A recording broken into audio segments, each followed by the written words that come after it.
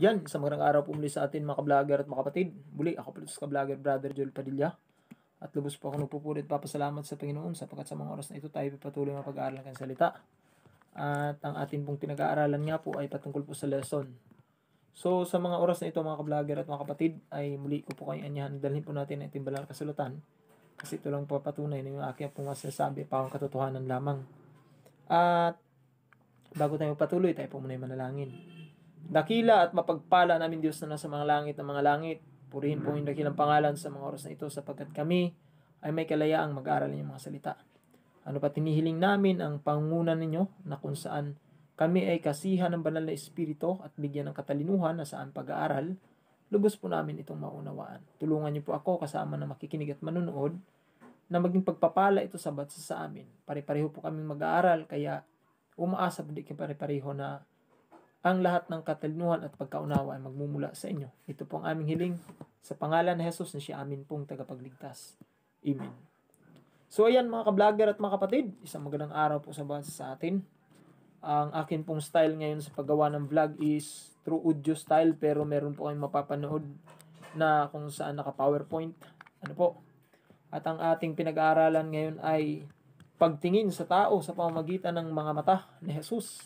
In English, seeing people through Jesus' eyes. Yan. Kinakailangan mamagitan muna ang mata. Hindi lang muna kundi mamagitan ang mata ng Panginoon Hesus sa pagtingin natin sa iba. Ano po? Ito yun ang ating pag-aaralan sa buong sanlinggo at ito ang pamagat sa buong sanlinggo. Seeing people through Jesus' eyes. Ano po? At ang ating pong susing talata ay matatagpuan sa Matthew chapter 4 verse 19. Sinabi niya sa kanila, sumunod kayo sa akin at gagawin ko kayong mga mamamalakaya ng mga tao. Ayan. So dahil ito'y konting review lang po sa sa atin pong lesson na kung saan sabi ko nga daily pero i-review ko siya muna bago tayo papasok this July 12.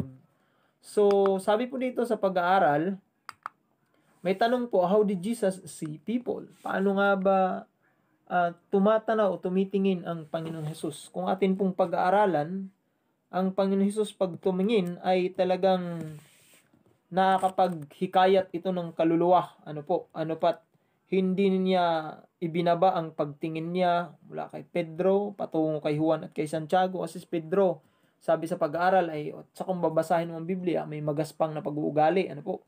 At ito namang si Santiago at si Juan ay tinatawag silang mga anak na kulog na kung saan mga mainitin ang ulo. Ano po?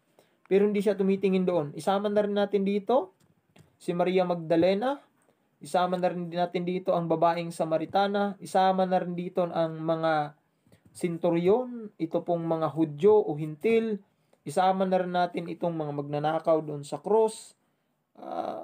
Makita mo dito kahit yung mga maniningil ng buwis kasi nung unang panahon maraming naiinis doon at ang tingin ng mga tao doon lalo na itong mga Hudyong ayaw sumampalataya sa ating Panginoong Hesus ay mga makasalanan ang mga taong ito ang kanilang tingin doon sa mga maniningil ng buwis at mga manginginom. Yan. So, kung ating pag-aaralan, sabi dito, he saw people with sympathy. Yan. Mayroong simpatya ang kanyang pagtingin. Hindi siya tumitingin sa kung ano ang iyong antas, ano ang iyong katalinuhan, o ano naman ang iyong kahinaan. Ano po? Kaya ang pagpili niya sa 12 disipulo ay halo-halo. Yan.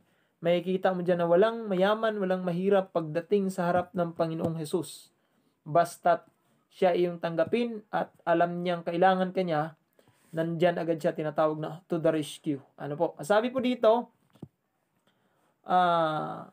he considered each person a life to save. He saw what they would become if they accepted salvation. Ayan, makikita mga kapatid at mga ka-vlogger na kung saan ang ating Panginoon Hesus ay automatic yan. Tinitingnan niya agad at hindi niya ibinibilang na ikay hindi ka parte sa kaligtasan kundi kabilang ka lalo tigit doon sa pagkapako niya doon sa cross. Dahil alam naman natin kung ating pag-aaralan na ang Panginoong Hesus sa simula pa lang ng paglalang ng sanlibutan ay nandun na siya at sabi nga ay alam niya kung ano ang pinagdadaanan mo at alam niya kung gaano tayo kahina. Kaya pag siyang tumingin, hindi niya tinitingnan yung iyong kahinaan kasi consider na ipinanganak ka ng makasalanan. Kundi hinahanap niya yung iyong kakayanan na maaari ka pang maging saksi sa iba. Okay po, sabi dito, each person was valuable and unique for Jesus. Therefore, He treated everyone in a special way and didn't despise anyone. Yan. So, kapag ang Panginoon ay tumingin, hindi kanya ikukumpara doon sa mga mayayaman. Ito mayayaman, malilinis ito, dito ako. Ito, mga magagaling to kasi nagsisimba sa church. Hindi ganon. Ang Panginoon ay ititreat niya ang bawat isa na kung saan espesyal. Wala siyang itinatangi. Maliban doon sa mga taong tumatanggi sa Kanya. Hindi naman niya tinatangi yun, kundi hindi siya namimilit. Ano po? Gusto kasi ng Diyos na pag tinanggap mo siya, bukal sa puso mo. Ayan.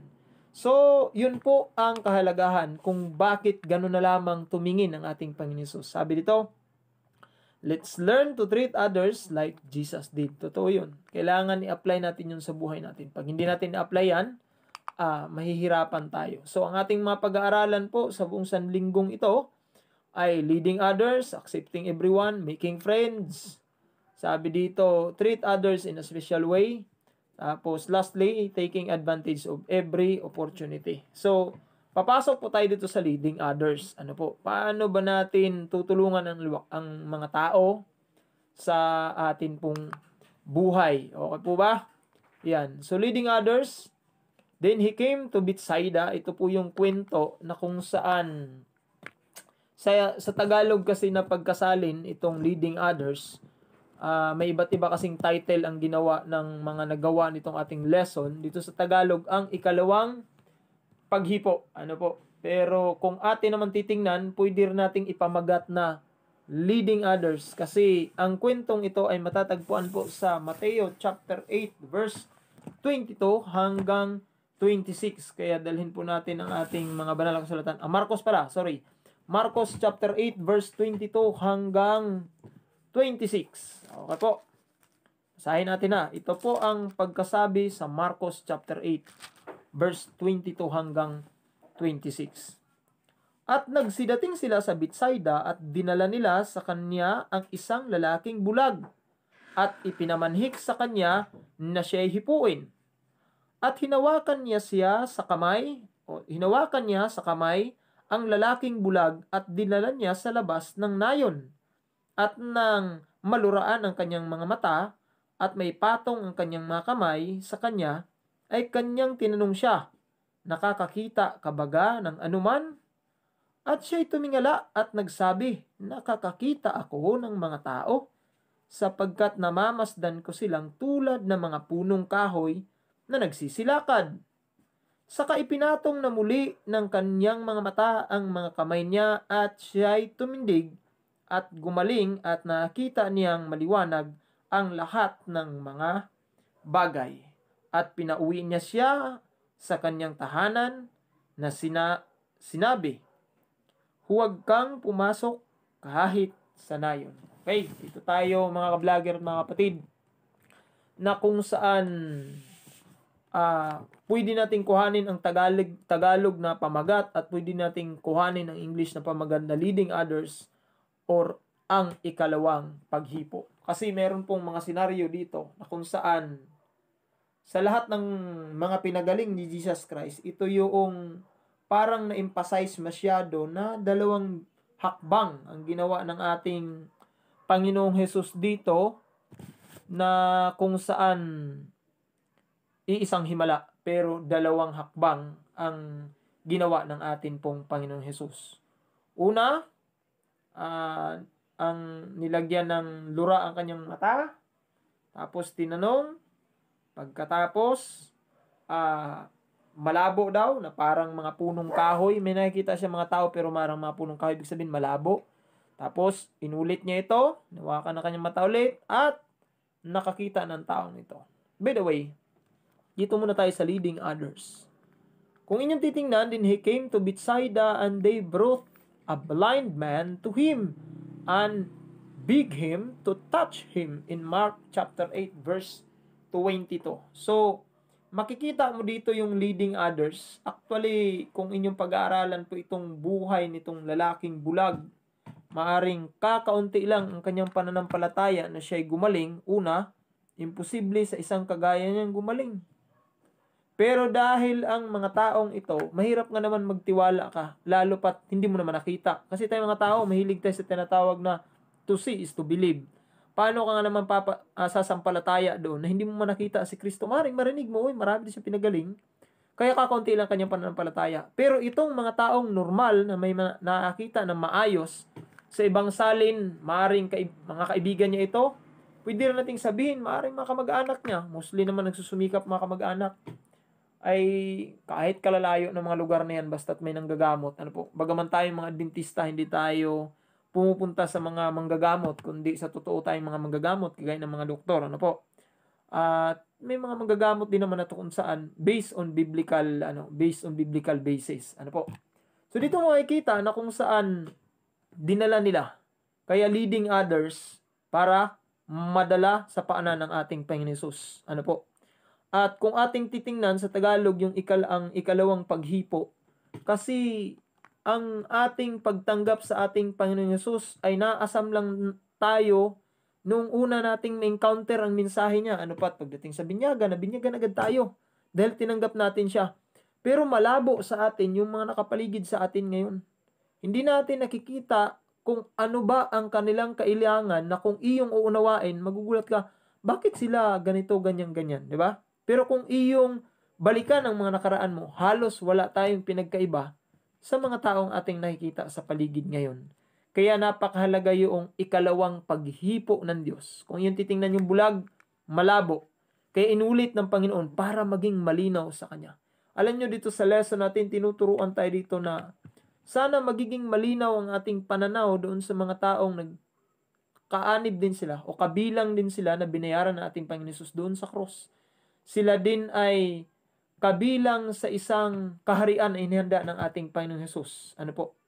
Kaya napakahalaga na sana sa atin malinaw si Jesus Christ at the same time, gamitin sana ang ating mga mata, kaya ang ating pamagat nga ay pagtingin sa tao sa pamamagitan ng mga mata ni Jesus na hindi malabo.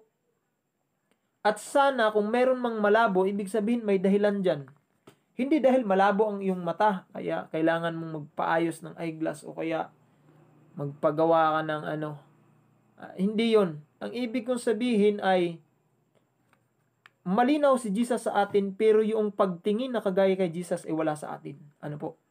Kaya dito sa leading others, makikita mo dito yung sabi dito, this was a special miracle in many ways. Ano po? Una, kung hindi nito makita, o hindi dahil sa kanyang mga kaibigan, sabihin natin kamag-anak, ang bulag na ito, kabagaman meron siyang kakaunting pananampalataya, maring hindi siya makapunta. Kasi kung yung pag-aaralan, yung Marcos chapter 8 verse 22, nagsidating sila sa Bethsaida, ibig sabihin, dinala pa nila. Natin alam kung saan sila galing. Pero makikita mo dito na narinig ng mga taong ito at maaring nakita ng mga kaibigan ng bulag na ito, nagamit sila upang madala kay Kristo. Ang point lang naman dito is, magamit tayo na madala natin ang tao sa harap ng ating Panginoon Hesus. Na para bagang kahit nakasakay ka ng tricycle or jeep or bus or kung saan ka man nakakarating or sa sarili mong sasakyan, makita mo sana yung mga pinagdadaanan mo that they are also need Christ sa kanilang mga buhay. Ano po? Kaya sabi po dito, meron pong puntos dito. Number 1, some friends brought a blind man and asked Jesus to heal him. Tayo kaya, napag-isip na ba tayo ng mga tao na dadalhin natin sa harap ng Panginoon upang patawarin sila at linisin sila at pagalingin sa kanilang makaramdaman? Ano po? Napakahalaga po yun. Number 2, Jesus took him aside. So, dinala siya ni Kristo sa labas. Bakit kaya? Yan. After the first touch, he asked him if he could see anything. Ask ko po sa inyo. Matapos ninyong tanggapin ang ating Panginoong Hesus at nakita ninyong katotohanan, malinaw ba sa inyo na dapat ibahagi nyo rin yan sa iba? Actually, ang ating pinag-aaralan po sa quarter na ito is kung paano ba tayo makikipagkaibigan para sa Diyos. Ano po? Kaya napakahalaga na makita po natin yung mga Kristiyano. Ano po?